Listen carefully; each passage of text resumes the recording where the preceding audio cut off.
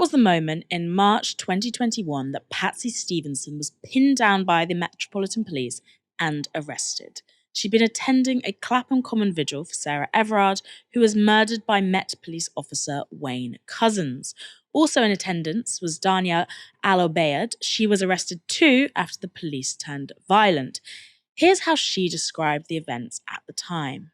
When I saw the policemen there kind of handling the women on the bandstand quite aggressively, pushing them, when all we wanted to do was just stand there, stand against the violence against women in this country. That's all we wanted to do. I felt it was necessary of me to join the women on the bandstand.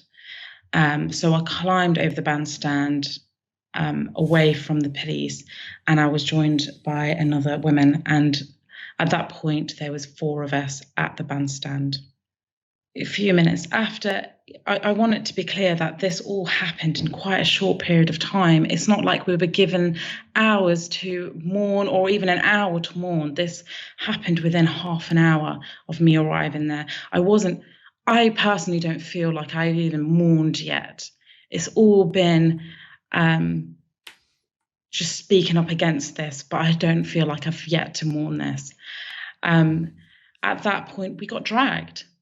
Or if you can say, you were just standing there.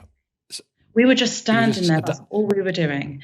And, you know, I've been manhandled before and it ended badly. I was very aware, in order for nothing to happen to me, I was thinking at that point, if I get dragged, if my head hits the floor with the amount of policemen there was only as 4 women on the bandstand, I was going to die. And there's no exaggeration to that. That's honestly what was going through my head. Now, you probably would have seen the images taken from the Clapham Common Vigil. The one of Patsy Stevenson in particular went massively viral. I believe it became a photograph of the year for several news outlets. But now both women have been paid substantial damages by the Metropolitan Police after the force agreed to settle rather than face them in court. The Met has also apologised, though after years of pursuing the 2 women, it might feel too little, too late. On Good Morning Britain, Stevenson explained what the victory meant for her. What do the words from the Metropolitan Police, the apology from the Metropolitan Police and the damages, compensation, what do they mean to you? I think it's a relief that that battle is over. But that doesn't mean that we're stopping the fight against police brutality and unlawful arrest and misogyny and racism within the police. I think, you know, we were never going to get full accountability, especially from the Met. But I hope that this shows everyone that if you are being targeted or some institution you think is too powerful, that you can't fight them, you can fight them and you can win. And it's really hard, but it does happen.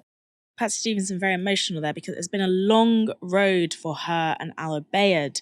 In 2021, a police inspectorate review of the police's use of force described it as, quote, absolutely right. And it was only last year that the Met stopped pursuing convictions for women arrested at the vigil after the CPS declared the cases not to be in the public interest. Al-Obeid was even convicted in her absence under a single justice procedure that took place behind closed doors. She later had that conviction quashed, but described her reaction like this. I was devastated when I found out. To be convicted behind closed doors for standing up for my human rights and our rights just to be safe from violence felt extremely unjust. I didn't feel like I could fight it. I felt like shrinking and taking up less space. I started to blame myself for ever speaking up.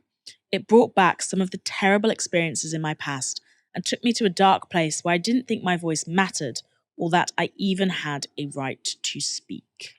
The apology and the payout hopefully means an end to the Met's campaign of harassment against Stevenson and Al-Obeid, but that doesn't mean the end of the women's campaign against the Met. Speaking on Sky, Stevenson said this about what she thought should happen to the force next.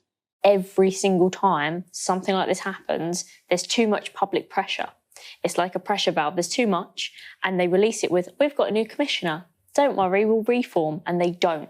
Time and time again, it just resets the media, it resets public pressure, and it ends up being forgotten about. And that's what we cannot let happen again. Right now, we need to keep up the public pressure on the police. They need to absolutely radically reform the entire institution or abolish it, if I'm honest. I think I'm at that point. I never thought I'd say that I agree with abolishment, but it's looking like it's a good idea in my books. In the wake of the settlement, the Metropolitan Police said this: "The Clapham Common Vigil took place in extraordinary circumstances. We tried to achieve a balance that recognised the rights of the public to protest and to express their grief and sadness, while also continuing to enforce the relevant COVID legislation. A protracted legal dispute is not in the interest of any party, least of all the complainants, who we recognise have already experienced significant distress as a result of this incident. The most appropriate decision to minimise the ongoing impact on all involved was to reach an agreed settlement." It's worth remembering that the COVID legislation, they state, the relevant COVID legislation was rules, guidance that was so vague, so arbitrarily decided that they had people, brought up in court for going to their allotment alone when they were feeling sad and isolated at home. This is legislation that has seen some of the most vulnerable people in society financially penalized beyond their means, just because it was so left up to interpretation by the authorities about what counted as a break in COVID legislation. This is the legislation that Wayne Couzens used in the first place to abduct Sarah Everard. Relevant legislation. Patsy Stevenson, in her interview, the first clip that we watched, said that her takeaway was, "You can fight the Met and you can win." Mike, compensation payouts seem to be the limit of what it is to win against the Met. We see it happen time and time again. We talked about it recently on the show, the Met making a massive payout to the family of Daniel Morgan after years and multiple botched investigations. Is it a victory, though? Is it a victory to get a payout from the Met? Should we be pushing for more? I don't think it is a victory. I mean, it kind of ends the debate, but in terms of a victory, what a victory is actual change in the police, an actual change in police tactics, an actual tangible change in the way police interact with groups in society like women, like minority groups who have often in recent years borne the brunt of police tactics that have been quite regressive. So stop and search, the way police responded to the Sarah Everard protests. We see a number of incidents when it comes to policing that should raise alarms and should actually suggest that the fight has only just begun. And I think, I admire Patsy and Dania so much for their dedication, their drive, their advocacy on this issue, and I admire, how determined they've been in their fights, and we should all admire what they've done. But I think, victory is more than the payouts. Victory is systematic change. Victory is the lives of people not being affected by the police in terms of police brutality, and I think Patsy acknowledges that there are still massive issues with the police that needs to be addressed. When it comes to victory, I think of the family of Chris Cabba. Chris Cabba's family have been fighting for justice for the last year.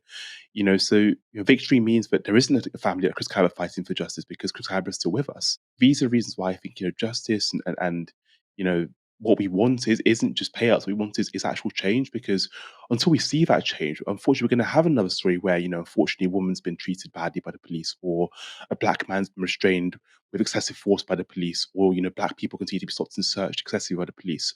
Until we see that change, we can't claim any victory. So I think this is a positive story and a positive moment in terms of Patsy and Dania getting a payout, and that, being something that, their dedication and their drive has created. And I'm full of admiration for that. But in terms of actual victory, I think, and Patsy again acknowledged this, I think we need to see more happen for us to speak of victory.